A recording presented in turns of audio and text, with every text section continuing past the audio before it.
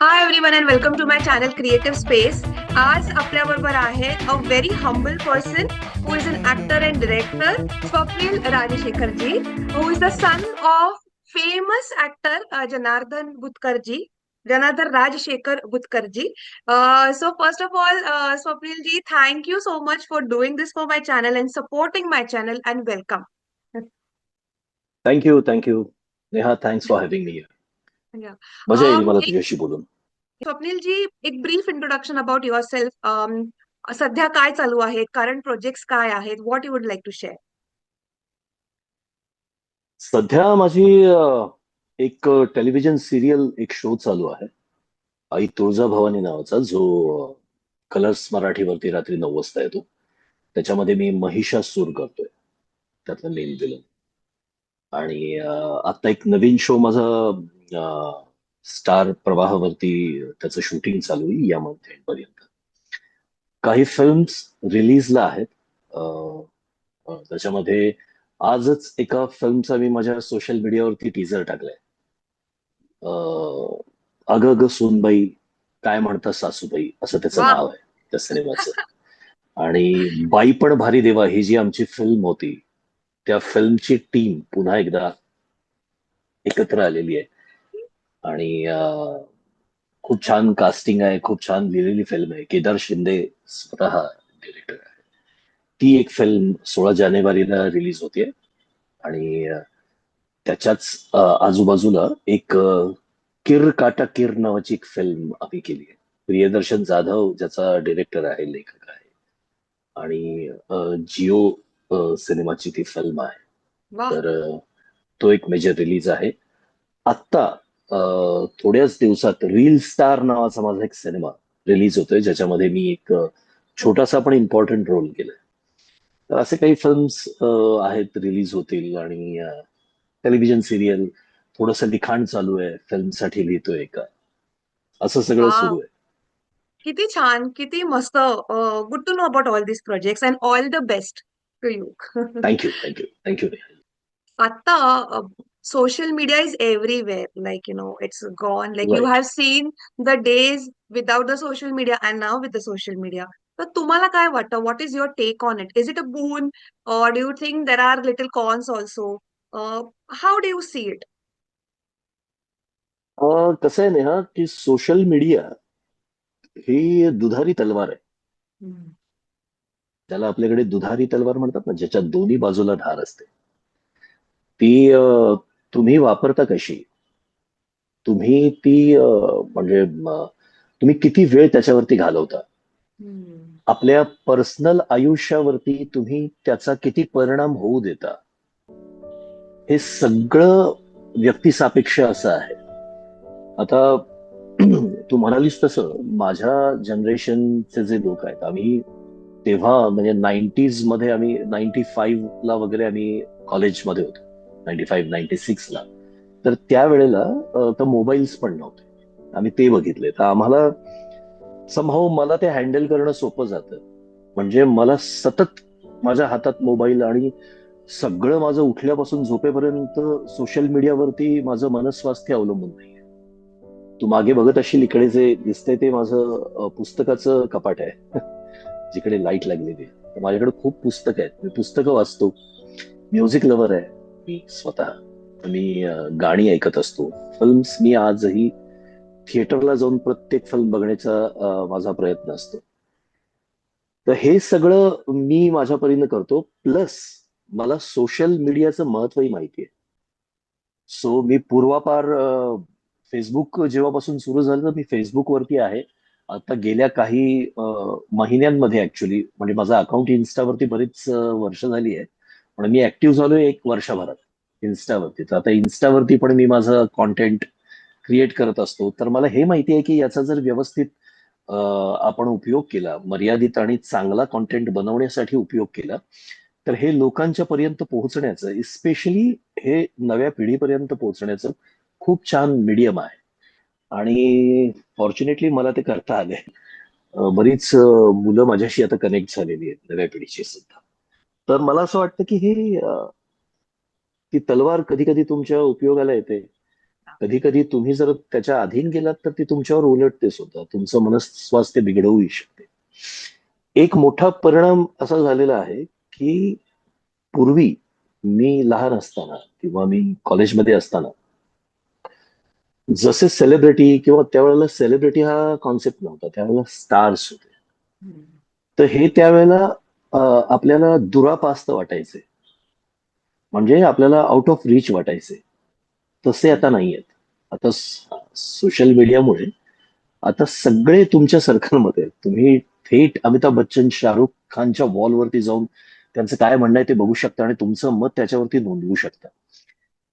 तर हे हे एका अर्थी चांगलंही आहे, एका अर्थी म्हटलं तर आता असंही होतंय की सगळेच ऍक्टर्स सगळीकडे दिसत आहेत, तर त्यांच्याबद्दलचं कुतूहल लोकांचं राहिलेलं नाही.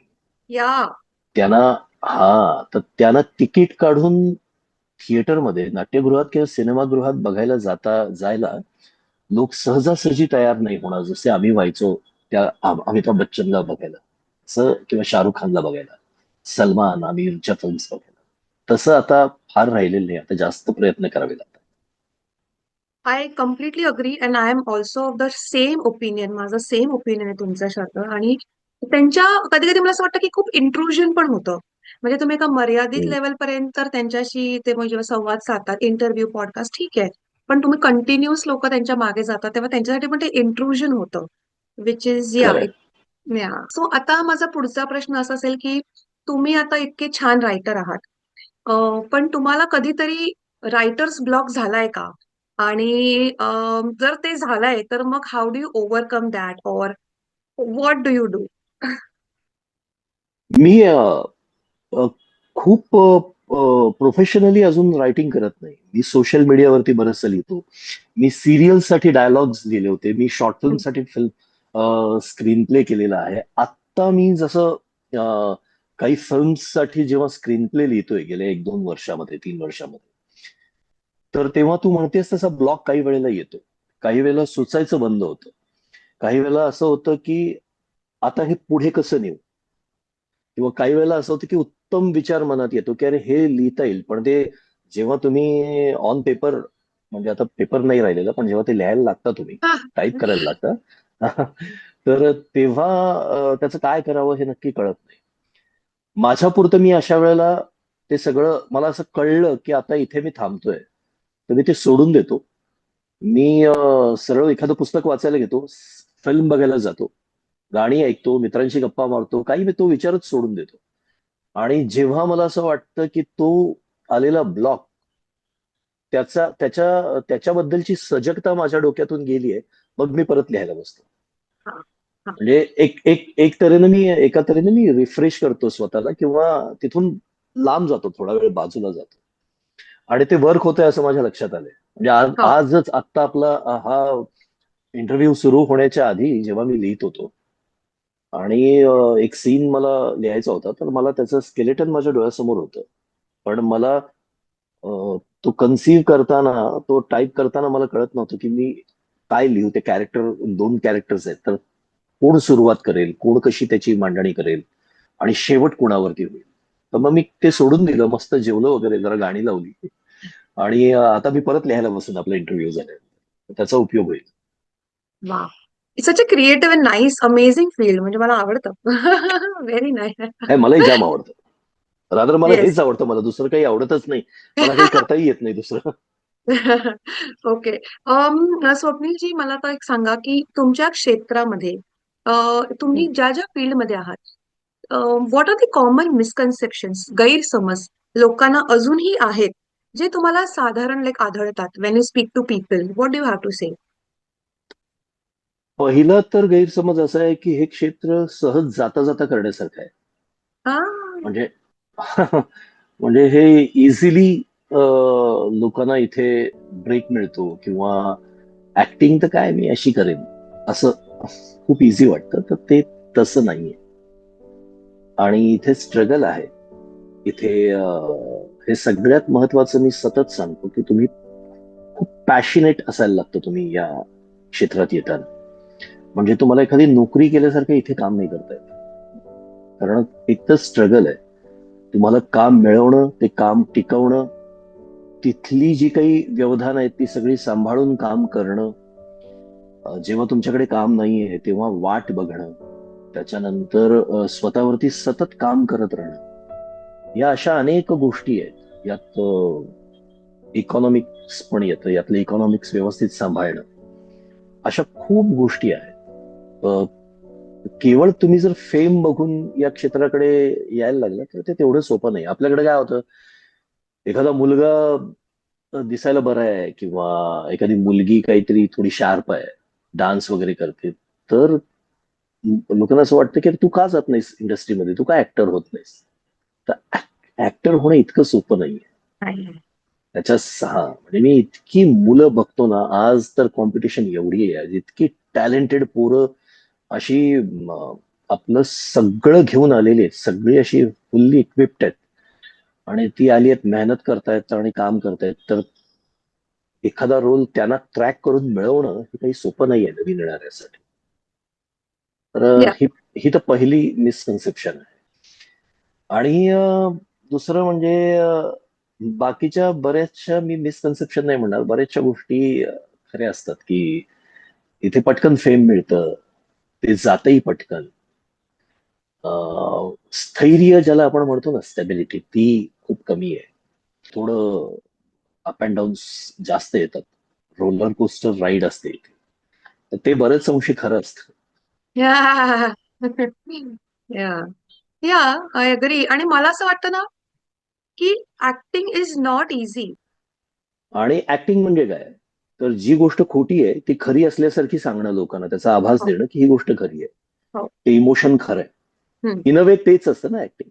तेच आहे. हे आरशासमोर सोपं पडतं, पण जेव्हा तुम्ही स्पेशली कॅमेरा समोर जाता, तेव्हा जेव्हा सगळे तुम्हाला जवळपास 40 एक लोक तुमच्याकडे बघतायत आणि लाईट्स ऑन आहेत, कॅमेरा रोल होणार आहे, तुम्ही बोलायला लागल्यानंतर पिन ड्रॉप सायलेन्स असणार आहे आणि तुम्ही ज्याच्याशी कम्युनिकेट करताय, ज्या समोरच्या ऍक्टरशी, अनेक वेळेला तो ऍक्टर समोर नाहीच आहे, या तुम्हाला एक या या. असिस्टंट डिरेक्टर रॅन्डम क्यूज देणार आहे, तेव्हा ते इमोशन्स प्रॉपर देणं आणि ते खूप त्याला काय म्हणतो ना, शिद्दत से करने वाली चीज आहे आणि त्याच्यामध्ये टेक्निक इन्व्हॉल्ड आहे. तर ते ते थोडस कठीण आहे, ते आत्मसात करायला थोडा वेळ लागतो, कॅमेऱ्यासमोरचं ऍक्टिंग स्पेशली. थिएटरला पुन्हा तुमचा एक माहोल बनतो, तुमचा ऍक्टर किंवा तुमचे को ऍक्टर्स तुमच्या समोर असतात, लाईव्ह ऑडियन्स असतो, तुम्ही रिहर्सलच्या प्रोसेस मधून जाऊन तुम्ही ते कॅरेक्टर बिल्ड करता, day by day, day by day, day by day, आणि मग ते परफॉर्म करता. टेलिव्हिजन सिरियलमध्ये किंवा फिल्ममध्ये तुम्हाला तितकं काम करायला, स्वतःवरती काम करायला नाही मिळत.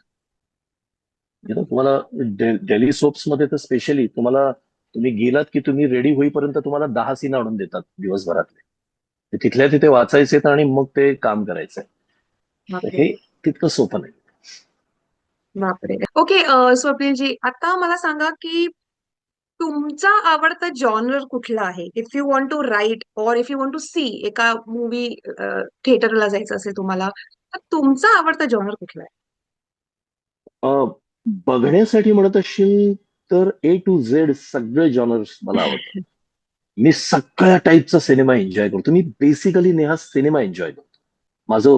माझी उत्सुकता, माझं कुतूहल, मला अजून इतके सिनेमे बघून ते कमी नाही झाले. तर मला सिनेमाला जायचं या कॉन्सेप्टनीच, बघायला जायचं या कॉन्सेप्टनीच मला गुजबम्स येतात, मी हॅपी असतो. आणि मग मला सगळ्या पद्धतीचा सिनेमा आवडतो. मला लव्ह स्टोरीज आवडतात, हॉरर आवडतं, थ्रिलर, मिस्ट्री आवडतात, कॉमेडीज आवडतात. मी सिनेमा लव्हर आहे. बघताना मी जेव्हा लिहितो तेव्हा मला मला माणसांच्या नातेसंबंधांची कथा सांगायला जास्त आवडते. मला माणसांची जी रिलेशनशिप आहे ना, दोन माणसांची आपापसात, ती मला अजूनही म्हणजे मी क्युरियस आहे त्या बाबतीत आणि मला ते हो. मांडायला आवडतं, ते पदर उलगडायला आवडतं. आणि मग एखादा डार्क बॅकड्रॉप मागे असेल तर त्या डार्क बॅकड्रॉपच्या समोर हे कॅरेक्टर्स आणि त्यांच्यातलं इक्वेशन काय कसं होईल हे सांगायला मला जास्त आवडतं. इंटरेस्टिंग. वा. मस्त. ओके. आता तुम्हाला जर एक सुपर पॉवर मिळाली, to do something good for the society और एनिथिंग, तर ती काय असेल and how will you change it? Super power मिळाली तर असं ती थॅनॉसची चुटकी होती ना, तसं हम्म. चुटकीमध्ये सगळ्या ज्या हार्मफुल गोष्टी आहेत त्या काढून या. टाकायला आवडते. पण ते प्रॅक्टिकली शक्य नाहीये. मी तुझ्या या प्रश्नाचं इंटरेस्टिंग उत्तर देईन. मला मला सुपर हिरोज खूप आवडतात. अं, ज्यांची आता ज्यांना एक ह्युमन साइड पण त्यांची वर येते. आता स्पायडरमॅन हम्म. किंवा सुपरमॅन किंवा बॅटमॅन यांची एक ह्युमन साइड पण येते बघ हल्लीच्या सिनेमामध्ये. तर मला अशा पद्धतीचा एखादा सुपर हिरो क्रिएट करायला आवडेल की जो जो लक्ष ठेवून असेल की कुठे काहीतरी कुणीतरी चुकतंय का, कुणीतरी इंटेन्शनली कोणाचं वाईट करतंय का, कुठेतरी कुणीतरी जे माणसासाठी काही समूहासाठी हार्मफुल आहे असं काही घडवतंय का, तर ते थांबवणारा एखादा सुपर हिरो क्रिएट करायला मला आवडेल. By the way, Bhavesh Joshi नावाची एक फिल्म आली होती, तू बघितली असेल तर. तो माझा आवडता सुपर हिरो आहे. आपल्याकडचा इंडियन सुपर हिरो त्यांनी बनवला होता, जो पूर्णपणे माणूस होता. आणि काय कमाल फिल्म विक्रमादित्य मोटवानीने बांधली होती. तर ओके. तसा एखादा सुपर हिरो मला क्रिएट करायला आवडेल. मला व्हायला नाही आवडणार माहिती. Okay, okay, okay. आता स्वप्नीलजी, मी वेगवेगळ्या इंडस्ट्री एक्सपर्टशी मी संवाद साधते. I have targeted around 100 different industries, ज्याच्याबद्दल okay. I want to give back to society. I want people to understand what it is. So असा कुठला सोशल कॉज आहे का, किंवा अशी कुठली माहिती तुम्हाला जाणून घ्यायला आवडेल का, किंवा you want to create an awareness की लोकांनी ह्याच्यावर, people should look into this matter and work on this, असं काही आहे का? खूप साऱ्या गोष्टी आहेत जे आपण सोसायटीमध्ये वावरताना इतक्या गोष्टी, इतके प्रॉब्लेम्स दिसतात आपल्याला आणि आपल्याला हातबल व्हायला होतं की आपण काय काय करू शकतो यांच्यासाठी असं वाटतं. तर अशा तर अनेक गोष्टी आहेत. फॉर्च्युनेटली माझी आई आता वृद्धाश्रम चालवते स्वतः कोल्हापूरमध्ये, जवळपास 28 वर्ष. तर मी त्या म्हणजे त्या वृद्धाश्रमात राहणाऱ्या ज्या काही माझ्या आजी आहेत, काका, आजोबा आहेत, मी त्यांच्याशी स्वतः कम्युनिकेट करत असतो आधेमध्ये जाऊन. त्यांना मेडिकल इमर्जन्सी काही आली तर मी, म्हणजे माझं फार येणं जाणं नाहीये, पण मी बऱ्याच वेळेला त्यांना हॉस्पिटलमध्ये घेऊन जाणं वगैरे असं केलेलं आहे. काही काही लोकांचे तर अंत्यसंस्कार सुद्धा माझ्या आईने आणि मी केलेत, कारण त्यांना कोणी नव्हतं किंवा जे होते ते वेळेवर आले नाहीत. तर हे सगळं आम्ही करत असतो. पण आता मला जो एक मोठा प्रश्न वाटतोय ना, की अजूनही आपल्या सोसायटीमध्ये, आपल्या लोकांच्या मध्ये आपण जेंडर बायस्ड आहोत. हम्म. आणि म्हणजे बाकी जात पात धर्म वर्ण वर्ग हे तर चालू आहे, आपल्याकडे लिंगभेद खूप आहे. स्पेशली एक आपण पुरुष आणि स्त्री या दोनच जेंडरमध्ये सगळ्यांना विभागायला बघतो. मीही कधी काळी असाच होतो की मलाही असं वाटायचं की स्त्री आणि पुरुष हे दोनच जेंडर आहेत, त्याच्या पलीकडचे जे आहेत ते चेष्टेचा विषय आहे. पण जसं मी माझं वाचन वाढलं, माझा दृष्टिकोन बदलला, तसं माझ्या लक्षात आलं की खूप या पलीकडचे जे आहेत, गेज आहेत, बायसेक्शुअल्स आहेत, ट्रान्स आहेत, तर यांना अजूनही त्यांच्या अस्तित्वासाठी खूप झगडावं लागतं. आणि मी आता गेल्या काही वर्षामध्ये कोल्हापुरात एक अभिमान नावाची संस्था आहे जी LGBTQ साठी काम करते. तर मी प्रयत्न करतो की माझ्याकडून त्यांच्या काही इव्हेंट्स असतील तर त्यांना मी जावं, एक कम्युनिकेशन व्हावं आणि त्यांना त्यांचा नॅचरल नैसर्गिक जो माणूस म्हणून हक्क आहे तो मिळावा. समाजाचा दृष्टिकोन काही स्तरामध्ये बदलतोय आता. काही काही शहरांमध्ये किंवा काही लोक आता त्यांना माणूस म्हणून ट्रीट करतायत. पण अजूनही सोशल मीडियावरती एकूणच समाजाची मानसिकता दिसते तर ती खूप वाईट आहे. म्हणजे एखादा गे असेल, एखादा बायसेक्शुअल असेल किंवा एखादी टॉमबॉय असेल, लेस्बियन असेल, तर त्यांना खूप वाईट वागणूक आणि त्यांची खूप वाईट शब्दात हेटाळणी केली जाते. हं. तर ते त्याच्यासाठी काहीतरी एक अवेअरनेस करा असावा आणि माणसाने माणसाकडे माणूस म्हणून बघावं असं यासाठी काहीतरी करावं असं मला सतत वाटतं. हो, it's a very good thought. आणि स्वप्नीलजी, फक्त भारतात नाहीये, ते बाहेरही तसंच आहे. कितीही लोक हो, फॉरवर्ड म्हणाले. मी एका कॅनेडियन ट्रान्सजेंडर कोचचा मी इंटरव्ह्यू घेतलेला होता काही हो. महिन्यांपूर्वी. अ, आणि it's the same over there still. It's the same. So it is very unfortunate. आणि काय होतंय ना, आपल्याकडे अजूनही आपले लीडर्स आहेत, आपले पॉलिटिकल लीडर्स जे आहेत ते या बाबतीत सजग नाहीये. त्यांच्या तोंडात अजूनही मर्द मर्दासारखी, मर्दानी अशी भाषा अजूनही त्यांच्या बोलण्यात, त्यांच्या भाषणात येते. तर त्यांना ही कल्पनाही नाहीये की हे कुठंतरी हे आज असं म्हणणं हे तुम्ही दुसऱ्या कुणाला तरी खाली या बघताय असा त्याचा अर्थ होतो. तर या हे त्यांच्या लक्षात येत नाही. तर हे खूप वरपासून ते खालीपर्यंत सगळं वातावरण ढवळून निघायला पाहिजे. आणि मला मला पूर्वी या बाबतीत मी सजग नव्हतो.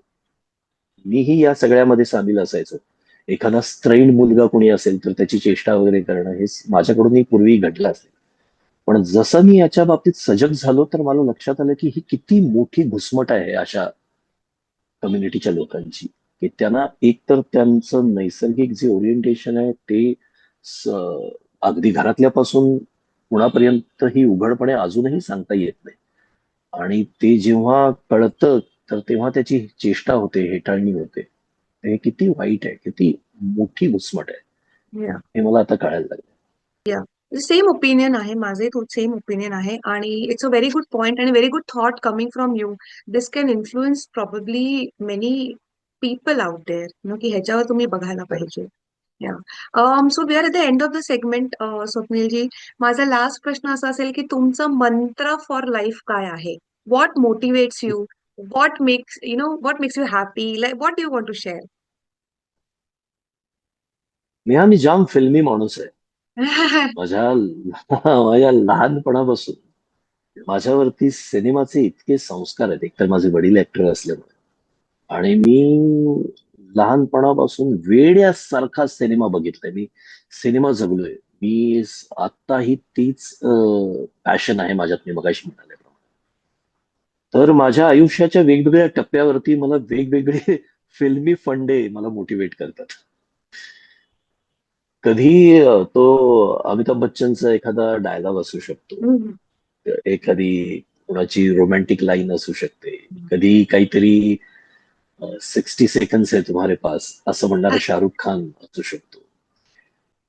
किंवा कधी ते काय म्हणतो त्याला आपण, जिओ और जीने दो टाईपची जी गाणी असतात ती मला इन्स्पायर करतात. तर असं वेगवेगळ्या टप्प्यावरती मला वेगवेगळ्या फिल्मी लाईन्स आठवतात आणि मी त्याने मोटिवेट होतो आणि मला तसंच त्या फिल्मच्या जगात जगायला आवडतं.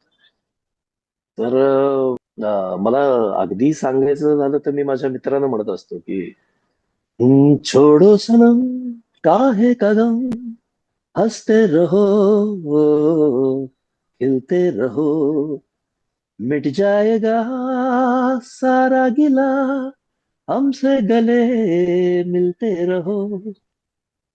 Wow, what a lovely ending. Thank you, Swapnil ji, for such a lovely content and lovely podcast. I'm again very grateful and thank you once again.